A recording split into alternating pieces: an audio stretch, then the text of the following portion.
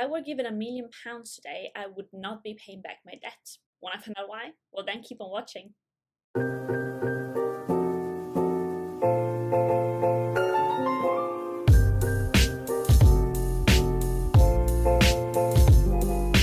Hello everyone, my name is Francesca. I'm an Italian living in London, and here we talk about investing, personal finance, business, career, and everything else related to that. So, backtracking a bit, I'm not sure how many of you know, but I went to university in the UK. I studied there for 3 years, and in case you guys don't know, UK university is quite expensive. It costs £9,000, actually a bit over that, £9,000 a year to study in the UK.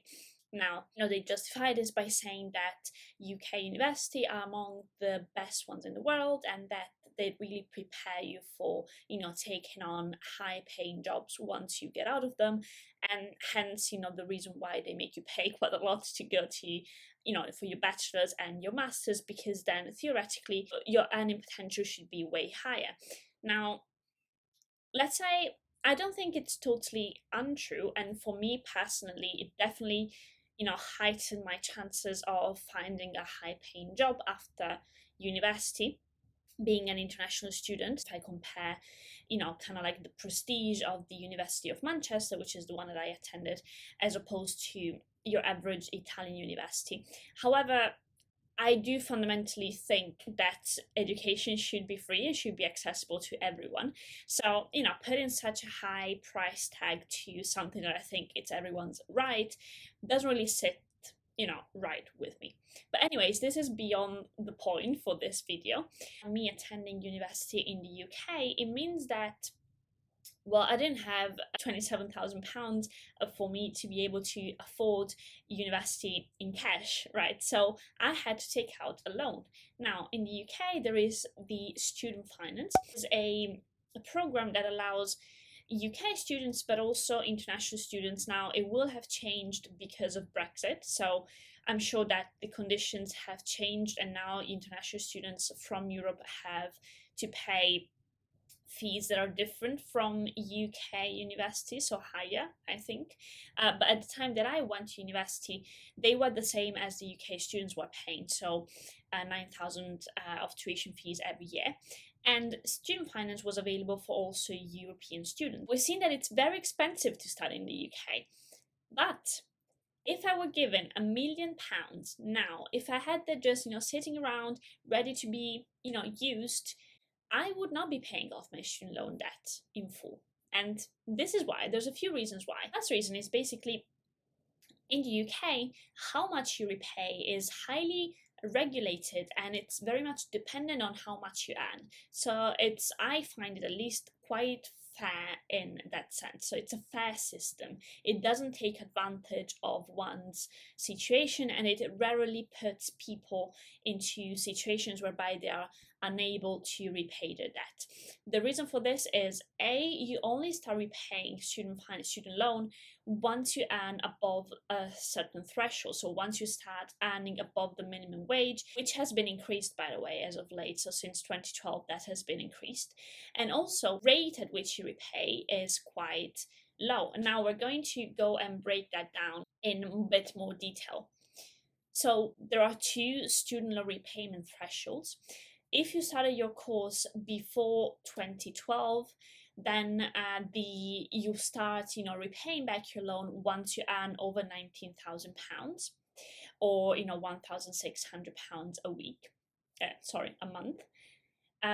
But the situation that I think applies to the majority of people watching this channel, and to me as well, is if you've started your course in 2012 or after, so after to September 2012, then you are enrolled in Plan 2, that's how they call it. And so that means that you start paying off your student loan when you earn over £26,500 a year. Once you're studying, the interest at which you repay back your loan is fixed at 5.6%, and this is made up of the retail price index, or RPI, plus 3%.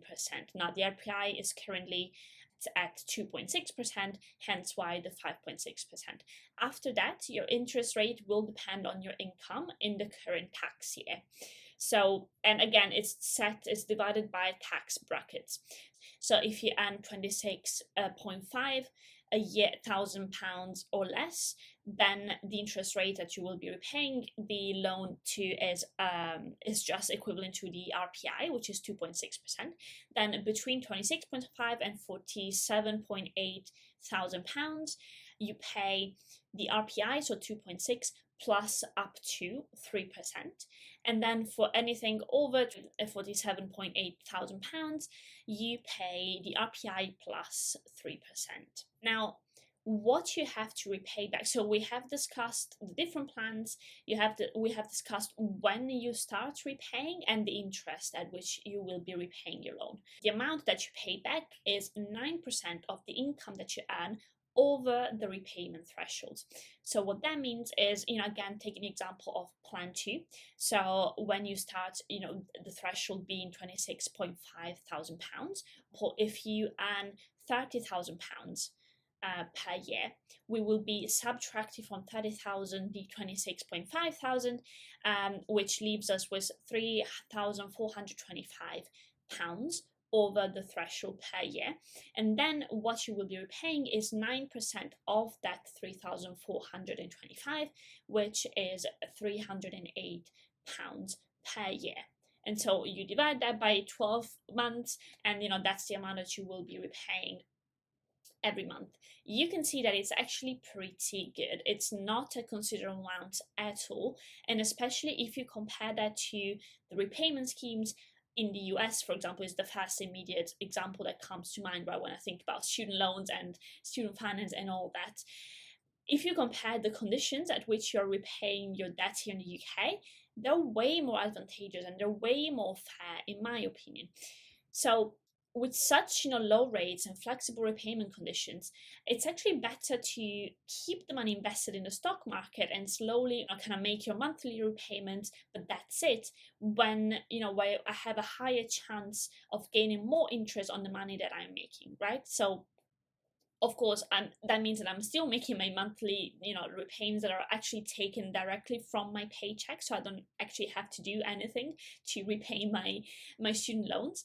But what that means is that I don't go out of my way to, repay that in full ahead of time. I'm more than comfortable just keep doing my, my monthly repayment, and then all the rest of the money I'm investing into the stock market. We've discussed this before, but the S&P 500 has had an historical return of more or less 10%. So it's significantly higher than the interest on the loan that you are repaying. So you're better off just investing the money, and then even with the profits of that, repaying the loan when the time comes, right? There are also, of course, other ways that you could instead invest your money and potentially gain even more out of your money, right? So that could be, real estate, having your own business. All these opportunities have the potential to yield a much higher return than interest on the loan. So again, I hope this made sense. I hope this explained my rationale for choosing not to rush ahead and repaying off my student loan debt ahead of time. Again, disclaimer, this is not professional advice, this is not financial advice, this is not me telling you don't pay off your debt. This is a choice that you have to make for yourself. I'm just a normal person, 25-year-old, kind of thinking about her finances and deciding what makes more sense for her. By all means, if the thought of having paid off everything ahead of time makes you sleep better at night, then by all means, go ahead, pay it off and forget it, if you have the means, of course, because it's still a considerable amount of money that we are talking about. But I hope this was helpful. I hope you've, maybe thought about repaying loan in a different way than you might have before. And I will see you in the next video. Bye.